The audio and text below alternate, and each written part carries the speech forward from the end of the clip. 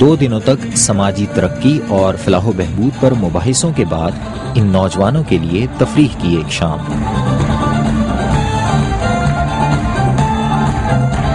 پاکستان کے کئی شہروں اور 7 ممالک کے ان نوجوانوں کو اسلام آباد میں جمع کیا تھا برٹش کونسل نے۔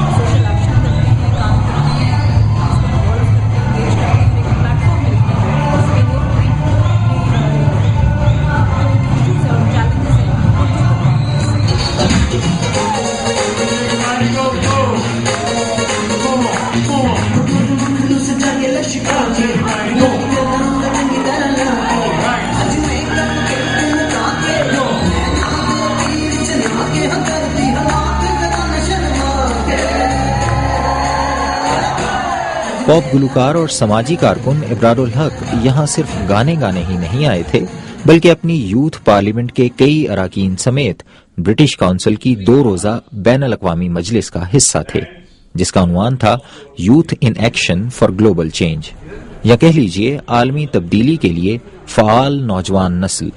مجلس کا آغاز کرتے ہوئے مہمان خصوصی پاکستان کے منصوبہ بندی کمیشن کے ڈپٹی چیئرمین ندیم الحق نے معاشرے کے سماجی سرمایہ کو نوجوانوں کی ترقی کی بنیاد قرار دیا۔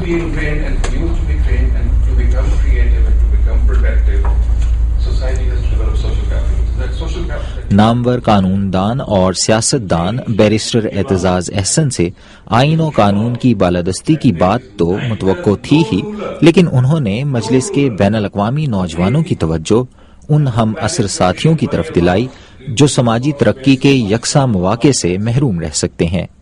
And they are going probably the wrong way according to us, the righteous way according to them in the madrasas. ہمارے خیال میں شاید وہ غلط راستے پر ہیں، لیکن مدارس میں ان کے مطابق وہ درست ہیں۔ ہمیں ان کو کسی طرح اس نیٹ ورک میں لانا ہے۔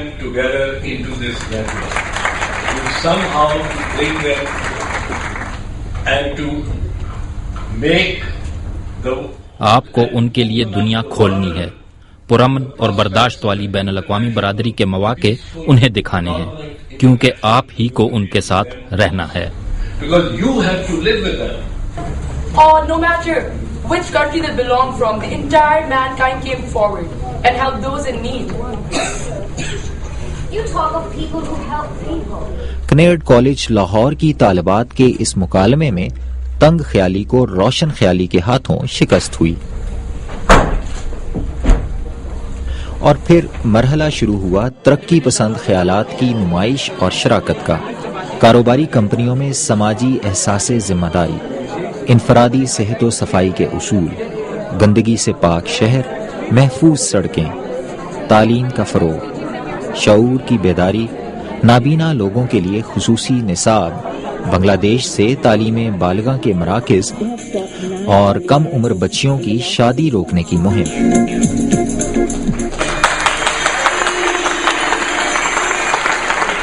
افغانستان سے امن کا پیغام اور نیپال سے جہنم نما ماحول کو جنت نما بنانے کے آئیڈیاز۔ بھارت کے نوجوان ویزا ملنے سے محروم رہے اور پشاور کی نازش گھریلو خواتین کے ہاتھوں سے بنے ہوئے پرس بیچنے میں کامیاب ہوئیں، یعنی انٹرپرینیورشپ۔ غرض یہ کہ ان نوجوانوں نے ان تمام صلاحیتوں کا مظاہرہ کیا جو پاکستان کو ترقی یافتہ معاشروں کی صف میں کھڑی کر سکتی ہیں، اور پھر ان کی پذیرائی کے لیے برطانوی سفارت خانے کے ڈپٹی ہائی کمشنر پیٹر ٹبر نے انہیں برٹش کونسل کے اعزازات سے نوازا۔ لیکن پاکستانی نوجوانوں کو دور حاضر میں انتہا پسندی اور عالمی تنہائی جیسے مسائل کا سامنا ہے۔ اپنا کل سنوارنے کے لیے انہیں کیا کرنا ہوگا؟ اپنی ذمہ داری اچھے سے کرنے لگائے گا کہ بینگ این ایکٹیو سٹیزن ہم لوگ بھی بلیم ہے، ہم نہیں کرتے ہیں، ہماری گورنمنٹ ساتھ نہیں دیتی ہے۔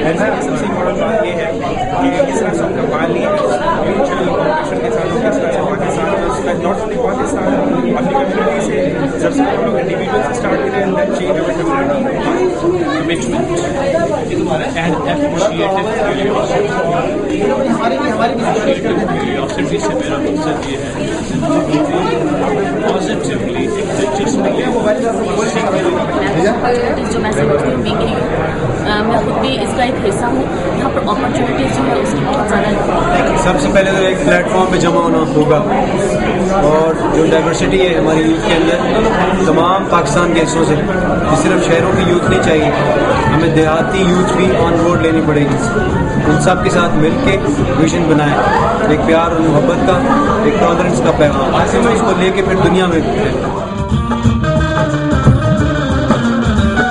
یعنی برٹش کونسل کی اس 2 روزہ مجلس میں شریک نوجوانوں کو اور ان کی طرف سے تمام ہم عصروں کو پیغام تھا ہم آہنگی کا, برداشت کا, خودداری اور ترقی کا. ظہیر الدین بابر, BBC, اسلام آباد. میں نے ہوا میں اڑنا سیکھ لیا, میں نے ہوا میں اڑنا سیکھ لیا, میری اگلی نظر ستارے